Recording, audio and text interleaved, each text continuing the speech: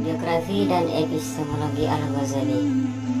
Tampak jelas di dalam buku Al-Mughith minad Dhalal, artinya penyelamat dari kesesatan, yang ditulis oleh Abu Hamid Muhammad bin Muhammad Al-Ghazali.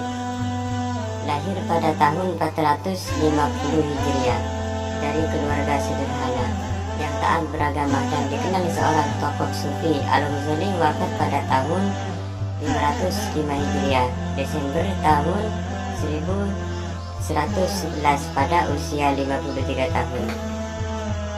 Pada di masa waktu itu, Al-Ghazali ingin mencari kebenaran yang sejati, hak al-yaqin, yaitu kebenaran yang diyakini betul-betul kebenaran, seperti kebenaran 10 lebih besar dari 3. Namun Al-Ghazali beranggapan bahwa pengetahuan bersifat indrawi, tetapi kemudian ternyata panca indera juga berdusta. Misalnya ada kayu di tepi sungai, kayu itu terlihat bengkok, tetapi kemudian ketika ditarik kayu itu lurus.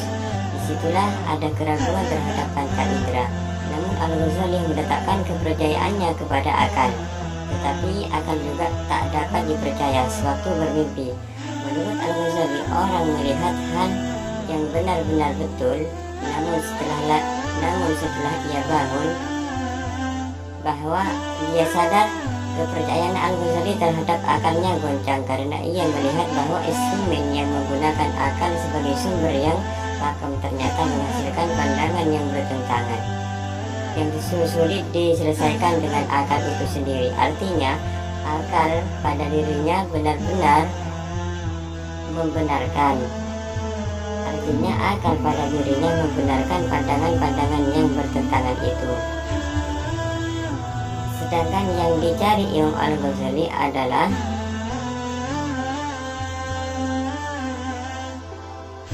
namun Al-Ghazali dalam pengetahuannya yang membuktikan dengan indera dan akal, ia hanya dapat menggunakan kesimpulan hipotetis saja. Sepintas lalu Imam Al-Ghazali merasa galau, resah dan hampa hanya untuk membuktikan sumber pengetahuan yang lebih tinggi dari akal. Sampai akhirnya Imam Al-Ghazali berkelana atau beruzlah.